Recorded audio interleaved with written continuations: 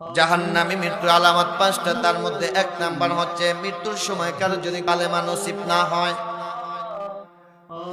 মৃত্যুর সময় কারো যদি কলেমা মুখের সাথে বেজে যায়, মুখে আসে না, সব কথা বলতে পারে, শুধু কালেমা পড়তে পারে না, এমন যদি কারো মৃত্যুর সময় যদি আলামত পাওয়া যায়, বুঝে নিবেন ওই ব্যক্তির মৃত্যুটা ভালো মৃত্যু হয় নাই, ওই ব্যক্তির মৃত্যুটা জাহান্নামী মৃত্যু হয়েছে। কথা বলেন ঠিক কিনা? জাহান্নামী মৃত্যুর দ্বিতীয় নাম্বার আলামত, আল্লাহ নবী বলেছেন কেন মৃত্যুতে যদি এলাকার লোকেরা খুশি হয়, কওমের লোকেরা খুশি হয়ে যায়। দেখবেন কিছু লোক যখন মারা যায়, অনেক লোকেরা কয় শয়তান মরছে, লেডা গেছে, তাই কিনা? কথা কয় না? এরকম যদি কারো মৃত্যুতে যদি এলাকার লোকেরা খুশি হয়ে যায়, কওমের লোকেরা খুশি হয়ে যায়, বুঝে নেবেন ওই ব্যক্তির মৃত্যুটাও ভালো মৃত্যু হয় নাই, ওই ব্যক্তির মৃত্যুটাও জাহান্নামী মৃত্যু হয়েছে। কথা বলেন ঠিক কিনা? জাহান্নামী মৃত্যুর তৃতীয় নম্বর আলামত, আল্লাহ নবী বলেছেন মান ক্বাতালা নাফসান ফি শাইইন উযিবা বিহি ইয়াওমাল কিয়ামাহ, যে ব্যক্তি আত্মহত্যা করে মারা যাবে। আত্মহত্যা মৃত্যু কিশোরগঞ্জে আছে না নাই? 3 বছর 5 বছর পর্যন্ত একটা মায়ের সাথে প্রেম কইরা শেক খাইয়া লাস্টে ছাগলের দড়ি নিয়ে আম গাছের লগে গলায় দড়ি দিছে, আছে না নাই? অথবা পরীক্ষায় খারাপ রেজাল্ট করছে, কাঙ্ক্ষিত ফলাফল না পাওয়ার কারণে আত্মহত্যা করে। যে সমস্ত ব্যক্তিরা আত্মহত্যা করে মারা যায়, এই আত্মহত্যা মৃত্যুটা নবীজি বলেছেন জাহান্নামী মৃত্যু। মান ক্বাতালা নাফসান ফি শাইইন উযিবা বিহি ইয়াওমাল কিয়ামাহ, যে যেইভাবে আত্মহত্যা করবে তার শাস্তিটা সেভাবেই হবে। এজন্য আত্মহত্যা মৃত্যুটা এটাও জাহান্নামী মৃত্যু। জাহান্নামী মৃত্যুর চতুর্থ নম্বর আলামত, আল্লাহ নবী বলেছেন যেই ব্যক্তি কবিরা গুনাহ করতে করতে দুনিয়া থেকে বিদায় হয়ে যায়, ইন তাজতানিবু কাবাইরা মা তুনহাউনা আনহু নুকাফির আনকুম সাইয়্যাতিকুম ওয়া নুদখিলকুম মুদখালান কারীমা, যেই ব্যক্তি কবিরা গুনাহ করতে করতে দুনিয়া থেকে বিদায় হয়, ওই ব্যক্তির মৃত্যুটাও ভালো মৃত্যু নয়, ওই ব্যক্তির মৃত্যুটাও জাহান্নাম মৃত্যু হয়ে যায়। কবিরা গুনাহ করে, সর্বসময় কবিরা গুনাহ করে এমন মুসলমান আপনাদের সমাজে আছে না নাই? দেখবেন কিছু কিছু লোক আছে গান না শুনলে আর ঘুমাই ধরে না, আছে না নাই?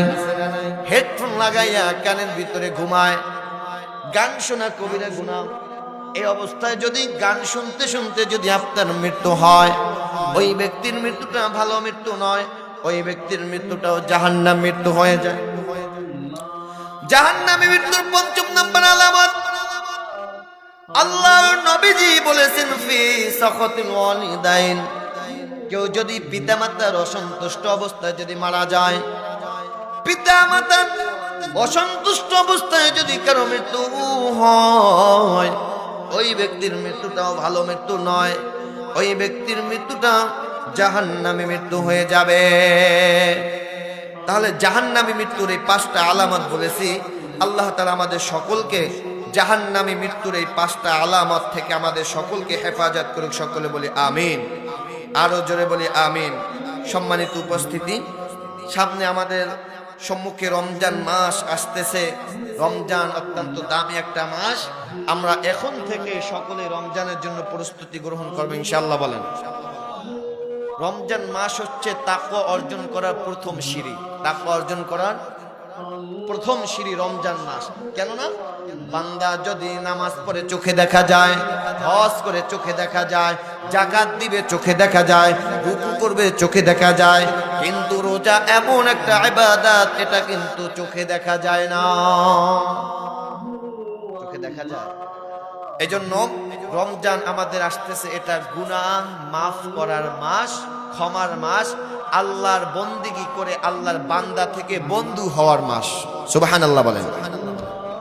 এই রমজান মাসের মধ্যে সবে বদরের রাত্র একটা রাত্র আছে। কেউ যদি এই একটা রাত্র আল্লাহর ইবাদত করে, আল্লাহ তাআলা ওই বান্দার আমল নামায় 1000 মাস এরও বেশি আমল করলে যে পরিমাণ সওয়াব হয় এর চাইতে আরো বেশি সওয়াব তার আমলনামায় লিখে দেন সুবহানাল্লাহ। এই রমজান মাসের আমি 7টা টিপস আপনাদের 2 মিনিটের মধ্যে দিয়ে যাচ্ছি। একটা হচ্ছে রমজান মাসে এই 7টা কাজ ভুলেও করব না, খেয়াল রাখবেন। 1 নাম্বার হচ্ছে দেরি করে আমরা কখনো ইফতারি করব না। দেরি করে ইফতারি করা যাবে না। এই দেরি করে ইফতারি করা এটা হচ্ছে ইহুদিদের কাজ। ইহুদিরা সব সময় ইফতারি করে দেরি করে, বিলম্ব করে ইফতারি করে।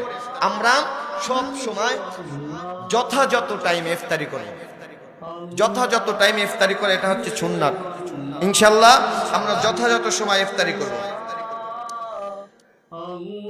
দ্বিতীয় নম্বরে যেটি হচ্ছে রমজানের পবিত্রতা আমরা রক্ষা করব। কাউকে কখনো গালি দিব না, কষ্ট দিব না। কেউ যদি গালিও দেয় আমি বলবো ইন্নী সাঈম, আমি রোজাদার, আমি রোজা রেখেছি। ঠিক আছে তো ইনশাআল্লাহ। নিজেও আমার মুখকে কন্ট্রোল করব, জবানকে হেফাজত করব, এবং অন্য কেউ যদি গালি দেয় আমি যে রোজাদার এটা বলে তাকে সতর্ক করব। তাহলে দ্বিতীয় নম্বরে হচ্ছে বান্দা রমজানের পবিত্রতা রক্ষা করতে হবে। তৃতীয় নম্বরে রমজানে যেই কাজ করা যাবে না সেটি হচ্ছে বান্দা মিথ্যা কথা বলা যাবে না। মিথ্যা কথার ধারে কাছেও যাওয়া যাবে না, মিথ্যা কথাও বলা যাবে না। কেননা রমজান রোজা রাখার জন্য যেই ব্যক্তি মুখ কন্ট্রোল করতে পারে না, যৌনতা কন্ট্রোল করতে পারে না, বান্দা কান কন্ট্রোল করতে পারে না, ওই ব্যক্তির রোজাও রাখা হয় না। কথা বলেন ঠিক কিনা? এজন্য বান্দা মিথ্যা বলা থেকে হেফাজত করতে হবে, মিথ্যা বলা যাবে না। চতুর্থ নম্বরে যেই কাজটি করা যাবে না সেটি হচ্ছে বান্দা অপচয় করা যাবে না। আমরা দেখি রমজান মাসে ইফতারি করতে গিয়ে অনেক অপচয় করে ফেলি, যেটা প্রয়োজনের বেশিও খেয়ে ফেলি, অথবা খাই তো জাতিগুলো খাই তার চাইতে বেশি ফালাই। ঠিক কিনা বলেন? এই অপচয় করা যাবে না। পঞ্চম নম্বরে যেই কাজটি করা যাবে না, লোক দেখানো কোনো ইবাদত করা যাবে না। ইবাদত করতে হবে, রোজা রাখতে হবে, তারাবি পড়তে হবে, নামাজ পড়তে হবে, তাহাজ্জুদ পড়তে হবে। কার জন্য? ইন্না সলাতি ওয়া নুসুকি ওয়া মাহইয়ায়া ওয়া মামাতি লিল্লাহি রাব্বিল আলামিন। আমার নামাজ, আমার রোজা, আমার কুরবানি সবকিছু নিবেদিত হবে একমাত্র আল্লাহর জন্য। 6 নম্বরে যেই কাজটি করা যাবে না সেটা হচ্ছে ব্যবসায়ী দ্রব্য মূল্যের দাম বাড়ানো যাবে না। বিশেষ করে ব্যবসায়ী ভাইদের আছেন, রমজান মাস আসলেই দ্রব্য মূল্যের দাম বাড়াইয়া রোজাদারকে কষ্ট দেওয়া হয়, এটা করা যাবে না। বাহিরে দেখবেন মানুষ, বাহিরের ব্যবসায়ীরা অন্য মাসে দ্রব্য মূল্যের দাম বাড়ায়, তবে রোজার সময় এসে নিজেরা দাম সংযত রাখে। আর আমাদের দেশে রোজা আসলেই চিনির দাম যেটা থাকে 100 টাকা, রোজা আসলেই চিনির দাম 150 টাকা। কথা কোন ঠিক কিনা? এটা করাও যাবে না। 7 নম্বরে যে কাজ করা যাবে না, অধীনস্থ যারা আছেন তাদের উপরে কষ্ট দেওয়া যাবে না, তাদের প্রতি কষ্ট আরো কমিয়ে দিবেন। ফুল দিনের কাজ অর্ধেক দিনে নিয়ে আসবেন। এই 7টি কাজ রমজান মাসে করা যাবে না। এবং আল্লাহ তাআলা রমজান মাসে আমাদের সকলের গুনাহ খাতা মাফ করে আল্লাহর বান্দা থেকে বন্ধু হওয়ার তৌফিক দান করুক। সকলে বলি আমিন।